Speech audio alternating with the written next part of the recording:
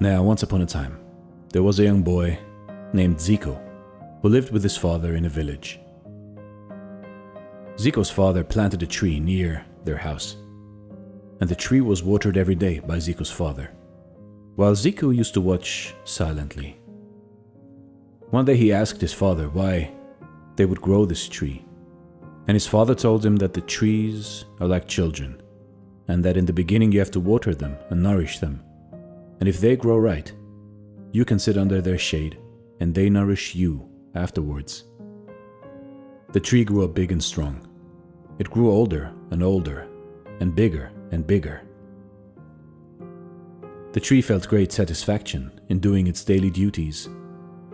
Every day, the tree spread its branches like its arms, so that the tired birds could sit down and take some rest during their journey. It grew in abundance and shady leaves which gave relief to the animals and humans from the heat of the sun.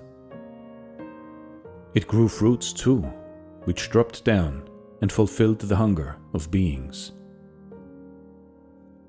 It also had beautiful flowers that calmed down the minds and hearts of those who watched them. Its roots run deep and helped drain the water and the thirsty earth. It absorbed the carbon of the air and returned happy and fresh air back to the creation.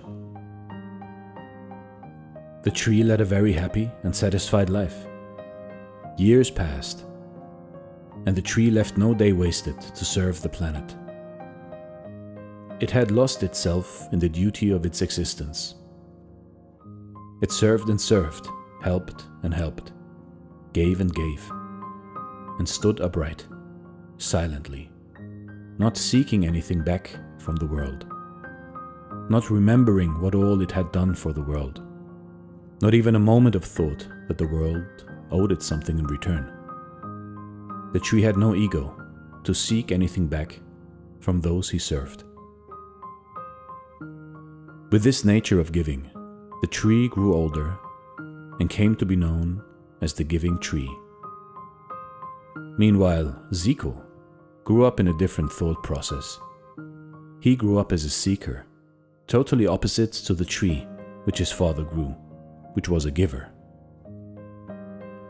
Zico was a selfish man. He had a lot of greed.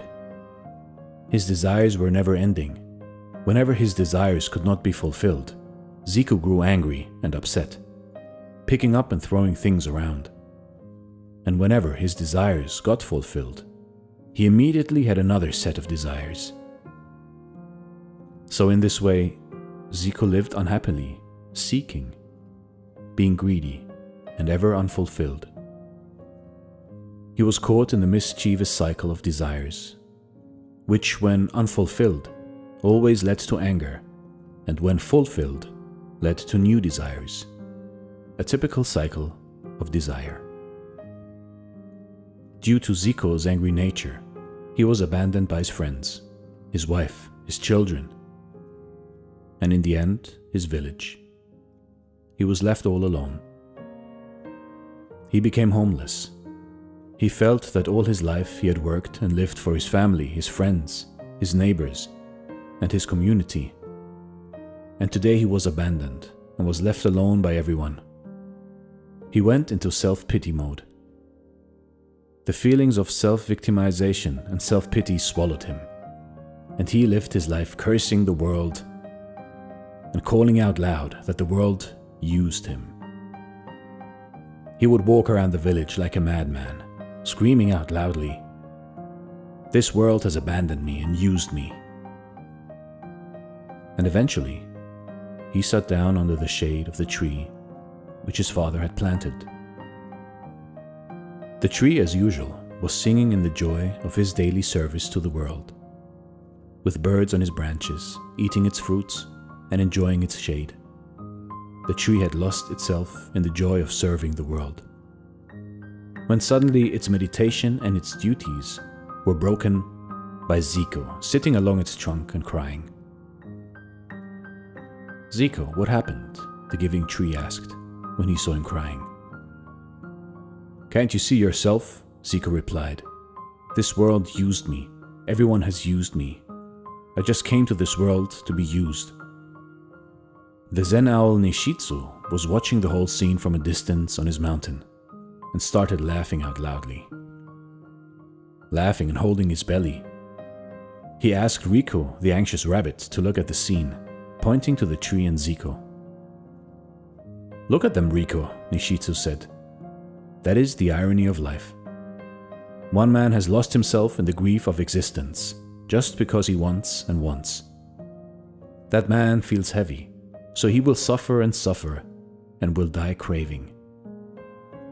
The other, which is the tree, has lost itself in the bliss and joy of giving and giving. That tree will blossom even more. It feels light. It will rise and rise to the highest heavens. Both were planted by the same man, but both have taken different paths. Both got used by the world.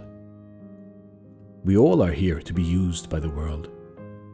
And it is a wonderful thing to be used by existence."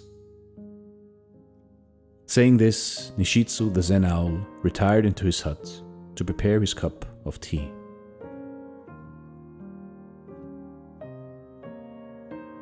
This was Dare to Do Motivation, reading the story The World Used Us, from the book Nishitsu, Tibetan Buddhism Stories by Zen Owl.